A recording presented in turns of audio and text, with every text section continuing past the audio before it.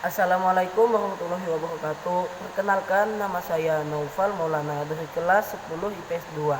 Saya akan menjelaskan pembelajaran mengenai adat istiadat yang masih dijalankan oleh suku-suku yang ada di Indonesia. Yang pertama, suku Toraja. Suku Toraja adalah suku yang menetap di pegunungan bagian utara Sulawesi Selatan, Indonesia.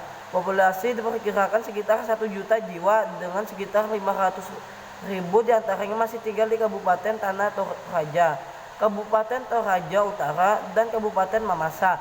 Mayoritas suku Toraja memeluk agama Kristen, sementara sebagian menganut Islam dan kepercayaan animisme yang dikenal sebagai Aluk Todolo. Pemerintah Indonesia telah mengakui kepercayaan ini sebagai bagian dari agama Hindu Dharma. Kata Toraja berasal dari bahasa Bugis, yaitu Toriaja, yang berarti orang yang berdiam di atas awan, orang yang berdiam di negeri atas. Suku Toraja terkenal akan ritual pemakaman rumah adat, tongkonan, dan ukiran kayunya. Ritual pemakaman suku Toraja merupakan peristiwa sosial yang penting, biasanya dihadiri oleh ratusan orang yang berlangsung selama beberapa hari. Suku Toraja memiliki 5 tradisi yang mendunia. Yang pertama, Rambu Solo.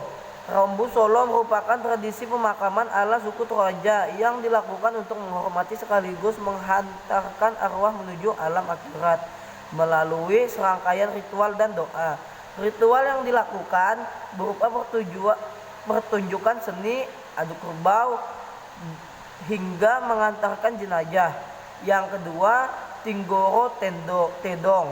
Tradisi ini merupakan salah satu rangkaian dalam upacara kematian khas orang Toraja atau Rambu Solo, yaitu mempertontonkan prosesi penyembelihan kerbau yang dilakukan dengan cara menebas leher kerbau dengan 1 kali tebas saja. Yang ketiga, Silaga Tedong.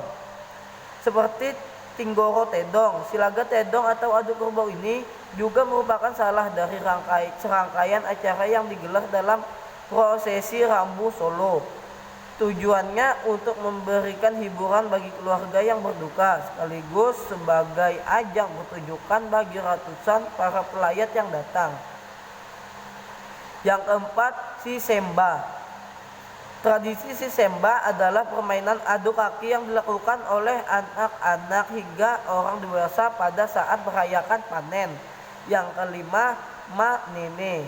Tradisi suku Toraja selanjutnya adalah mengganti pakaian dan merias jasad keluarga yang telah lama dikuburkan atau yang dikenal sebagai sebutan Mak Nene. Yang kedua adalah suku Mentawai. Suku Mentawai adalah nama salah satu suku yang menetap di Kepulauan Mentawai, Pulau Siberut, Sumatera Barat. Masyarakat suku Mentawai terkenal masih bergantung penuh pada alam dan hidup jauh di peradaban modern saat ini. Suku ini dikenal sebagai pramu yang sangat handal. Suku Mentawai mempunyai kebudayaan, tradisi, dan ritual yang terlihat sangat mengerikan dan menyakitkan. Berikut tradisi suku Mentawai. Rumah adat suku Mentawai. Di Mentawai memiliki 3 macam rumah adat. Yang pertama umah, yang kedua lalep, dan yang ketiga rusuk. Makanan pokok orang Mentawai yang tinggal di Pulau Pagai adalah keladi, sedangkan di Siberut adalah segu dan pisang. Selanjutnya adalah pakaian. Pakaian laki-laki adalah kabit atau celana dalam. Yang perempuan memakai rok yang terbuat dari daun atau kulit kayu. Sisa dari keratan pakaian juga biasanya diambil sebagai hiasan. Gigi suku Mentawai diasah dan diruncing supaya tajam. Namun mereka sudah sejak lama mengembangkan busana cacah tubuh atau tato yang spesifik. Seiring dengan perkembangan, sekarang masyarakat Mentawai sudah mengenal pakaian dari kain. Walaupun begitu, biasanya kerei atau dukun jarang atau tidak pernah memakai pakaian dari kain. Kepercayaan dan adat istiadat. kuat dalam menyatukan kebudayaan setiap rakyat adalah adat. Adat dalam bahasa dan kebudayaan Mentawai mencakup bermacam hal yang digolongkan kepada tradisi. Selanjutnya adalah agama atau kepercayaan. Kumpulan dan himpunan dari upacara-upacara disebut dengan adat sabulungan. Sabulungan berasal dari kata bulu yang berarti daun. Bahan-bahan untuk perangkat upacara keagamaan itu untuk menggunakan dedaunan dan ranting-ranting pepohonan. Macam-macam sabulung. Yang pertama, Taikamanua adalah roh yang hidup di udara dan langit. Yang kedua, Taikapolak adalah roh yang bertempat tinggal di bumi. Yang ketiga, Taikabaga adalah roh yang hidup di bawah tanah.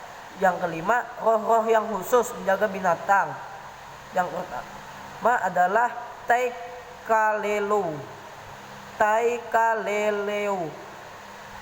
sama Juju sebagai pelindung rusa, Taikatengaloina pelindung binatang yang ada di atas pohon. Yang kedua, Taibagakoat, semangat Bu. Taibagakoat pelindung binatang di laut. Berikut tradisi asli dari suku Mentawai. 1. Pernikahan di suku Mentawai. Hubungan antara satu umat dengan umat lainnya dijaga dengan mengadakan ikatan perkawinan. Setiap laki-laki mengambil istri dari umat tetangganya. Kalau seorang suami meninggal, maka jantanya kembali ke umat asal. Yang kedua, gigi runcing, simbol kecantikan. Tradisi unik di suku Mentawai adalah gigi runcing. Tradisi ini biasanya ditunjukkan untuk para perempuan suku Mentawai. Gigi runcing merupakan simbol kecantikan dari perempuan suku ini. Yang ketiga, tato. Suku Mentawai punya tradisi tato yang dianggap sebagai tato tertua di dunia. Tato di suku Mentawai memiliki 3 tahap. Tahap pertama akan dilakukan di usia 11 sampai 12 tahun pada bagian pangkal lengan. Kemudian dilanjutkan dengan tahap kedua di usia 18 sampai 19 tahun pada bagian paha, dan terakhir ketika seseorang telah dianggap dewasa. Yang ketiga adalah suku Dayak. Suku Dayak merupakan sebuah suku di Indonesia yang mendiami wilayah kedalaman Kalimantan. Adat istiadat yang dimiliki oleh suku Dayak sangat kentara, yakni terlihat dari bagaimana cara mereka berpakaian, bagaimana cara mereka menjalani kehidupannya, serta upacara atau ritual yang mereka lakukan. Selain itu, mereka juga memiliki bahasa khas dan tarian-tarian Dayak. Berbagai macam adat istiadat inilah yang menjadi corak kebudayaan mereka. Berikut kebudayaan yang dimiliki suku Dayak. Yang pertama adalah pakaian adat. Pakaian adat yang dikenakan dibagi menjadi 2, yakni pakaian adat untuk kaum laki-laki dan pakaian adat untuk kaum perempuan. Untuk kaum laki-laki, pakaian adatnya dinamakan sapei sadak. Ciri-cirinya yakni memakai ikat kepala yang terbuat dari pandan dan umumnya digunakan oleh kalangan orang tua. Atasan yang dikenakan yakni berupa baju rompi dan bawahannya berupa celana dalam atau yang disebut dengan abet kaok, serta mandau yang mereka ikat pada bagian pinggang. Sementara untuk pakaian wanita dinamakan dengan ta'a. Pakaian ini bermotif tidak jauh berbeda dengan pakaian adat laki-laki. Yang kedua adalah rumah adat. Rumah adat masyarakat Dayak dinamakan dengan rumah betang atau rumah panjang, yakni rumah adat khas Kalimantan yang dapat Anda temui di wilayah penjuru Kalimantan, atau tepatnya di daerah hulu sungai yang merupakan pusat tempat tinggal dari masyarakat Dayak. Yang ketiga adalah tarian adat.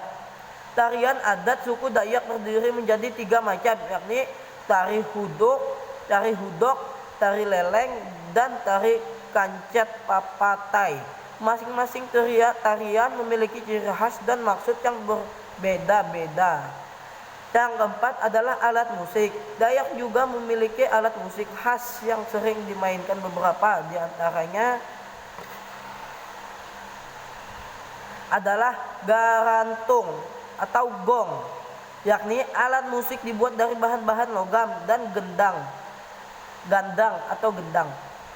5. Upacara adat suku Dayak. Upacara adat yang terkenal dari masyarakat Dayak adalah upacara tiwah, yakni merupakan ritual yang dilakukan untuk mengantarkan tulang orang yang telah meninggal ke sandung atau rumah kecil yang telah dibuat. Bagi Dayak, upacara tiwah merupakan upacara yang sangat sakral. Yang keenam adalah bahasa adat.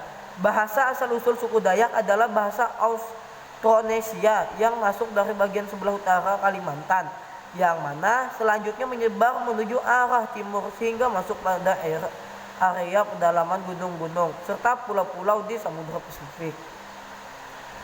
Dayak juga memiliki makanan khas, di antaranya juhu singkah atau rotan muda, karuang atau sayuran dari bahan singkong, dan wadi, makanan berbahan ikan.